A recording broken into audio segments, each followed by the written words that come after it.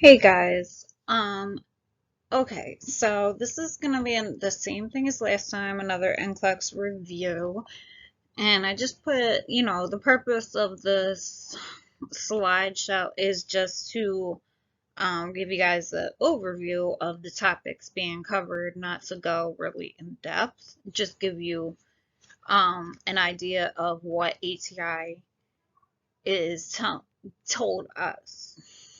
Okay, so throughout this, it was a 3-day ATI and NCLEX review. So throughout this whole 3 days, I just took notes. So I'm going off of my notes, and there's a lot more information in the book. But for some reason, she gave us these certain couple things to that she picked out these certain things. Okay, so let's get into it. So she went over IV access, and she said a lot of people aren't really strong on this from her experience. So she went over non-tunneled, tunneled, and ports. So non-tunneled IV access is given in the like they'll start this in the ER. She said, and you can give like a ton of fluid with this, just wide open. And she said tunneled is done in the IR, interventional radiology. It's good for long-term meds. Like some antibiotics are long-term, and then there's also cancer stuff done long-term. Less risk of infection.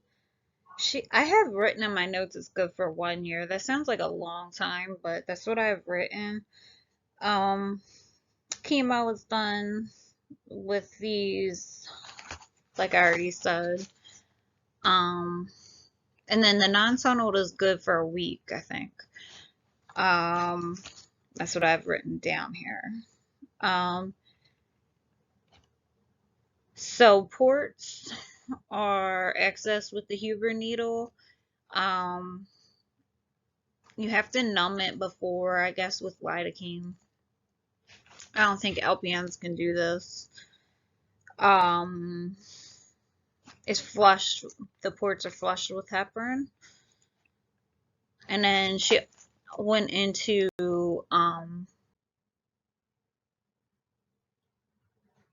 complications next. So she went into infiltration. Let me see. I only have written down catheter embolism. She said put a tourniquet around it, the arm, and get an X-ray. And then she went over extravasation. Wait, I'm saying it wrong. It's extravasation. So all the stuff you see on the screen, I got that out of the book. It's just some complications that you get with infusion. So whenever you're working, like you gotta know, how do I find out if this med is a vesicant? And then figure out, like, should I be giving this with a peripheral IV? Because in clinical, I mean, I saw a lot of peripheral IVs. So that's basically it with that. And then no peak and TROUGH. Peak is the highest level, and it's done at a certain interval after administration, and I believe it's daily. And then the TROUGH or TROUGH, I forget how to say it, but it's done 15 minutes before administration, and it gives you the lowest level. So that's what that is, peak and TROUGH. And then she went over cardiovascular meds first. The ACEs and ARBs she went over because these both work on the RAS system, so they're similar. So she went over them together. And I put up here how I remember ACE inhibitors. ACE inhibitors are, I just think ACE of Pearl. Ace of Pearl. I don't know. This girl told me that in LPN school. I never forgot it. So side effects of these meds, oh no, just ACE inhibitors. It's the angioedema and the dry cough. ARBs are the STATINs. And both of these meds increase potassium level. I think because the RAS system never actually gets to the point where aldosterone is secreted, so you get that rising potassium level. And says decrease the effectiveness. I don't know the connection between NSAIDs and these meds. Like, I don't get it, but that's what she said. Calcium channel blockers. Don't give with heart failure, CHF, or bradycardia, because things will back up. I think that's the reason for that, because it relaxes the heart more. So you need more of an inotropic with heart failure. I don't know why I have heart failure and CHF. They're basically the same thing. Anyway, beta blockers. She said, oh, some people don't give less than 60. Some people don't give with it less than 50. So I just put 50 up there. That's just what I have written down in my notes. Like I said, I don't know if it's not going to go that deep in the NCLEX. I don't think. I think it'll just be like, what med would you hold? And then you would see bradycardia, and you would be like, oh, the low pressure. You know what I mean?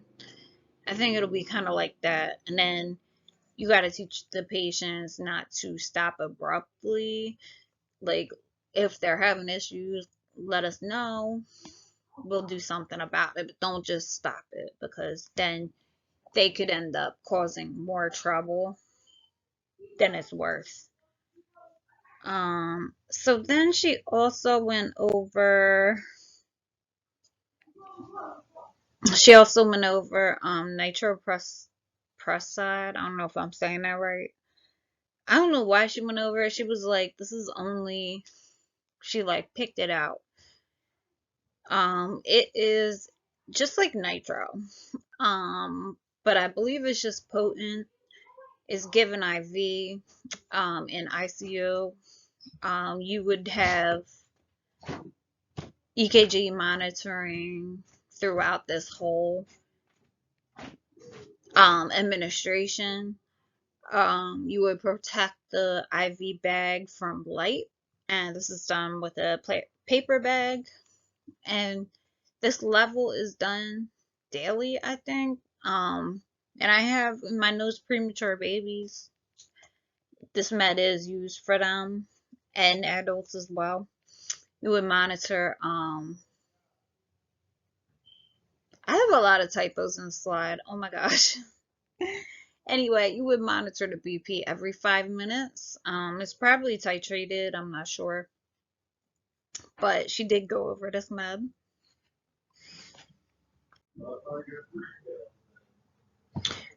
Okay, guys. So for digoxin, she gave us a mnemonic. So for the D, she said monitor for dysrhythmias. I, it increases the force of the heart rate. G is give antidote. It's called Digibime. Observe for halos or blurry vision. That would indicate toxicity. And it's toxic if over 2 for the dig level.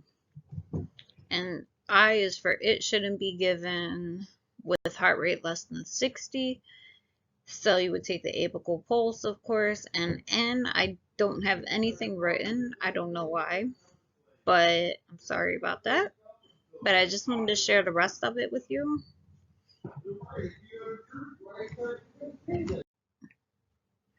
So she did go into antidysrhythmics. These are adenosine. They're not, these aren't all the antidysrhythmics that there are. These are the ones that she touched on. So she talked about adenosine. Adenosine is for SVT. It'll convert to normal sinus rhythm, hopefully.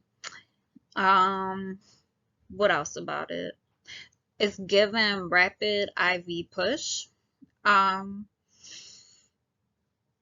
you can educate the patient like right before they do it if they're still actually I think they will be conscious still.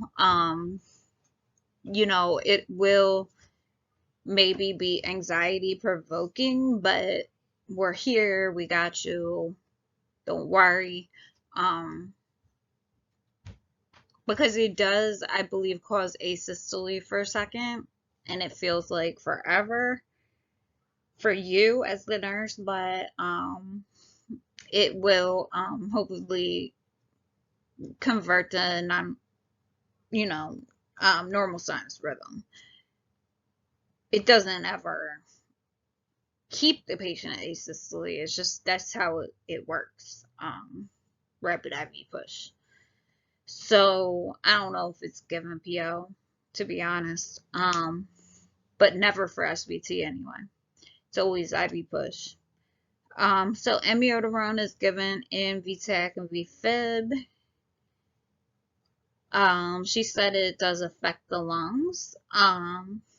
It can. It's a side effect, or I guess I should say adverse effect, and it is incompatible with heparin. Atropine. Oh, there's another typo. Atropine is given for bradycardia, and that's all I have written for that one. Okay.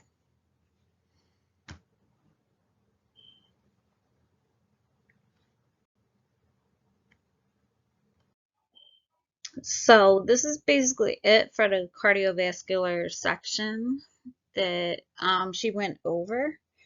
Like I said, there was plenty more in the book. This is just the stuff she picked out. So for statin, she gave us this mnemonic stat, seeing may be a problem because it can cause cataracts. T is for teach the patient not to drink grapefruit because it just makes it not effective. A is for assess liver and assess CK levels if rhabdomyolysis is suspected. T is also about rhabdomyolysis. It's take notice of any myopathy, muscle pain, because this could indicate rhabdomyolysis, which can lead to other complications, which could happen in the kidneys as well. So this is basically the cardiovascular meds that she went over. There was way more information in the book. But those are just the things she picked out. I keep saying it because I really want to emphasize this isn't all the information in the book or anything. It's just little bits and pieces. But for some reason, hopefully she knows that these are going to show up on the NCLEX. I'm just hoping. Okay, so these are cardiovascular meds. Next will be hematologic meds. I have respiratory meds, glucocorticoids, stuff for anemia, anticoagulants, PPIs, immune system meds. Then we have musculoskeletal stuff, meds. There's so much for meds, y'all, that she picked out. So I'm gonna keep going. Let me know if you like these videos. Let me know if they're helping. And that's it, guys. I'll see you in the next video.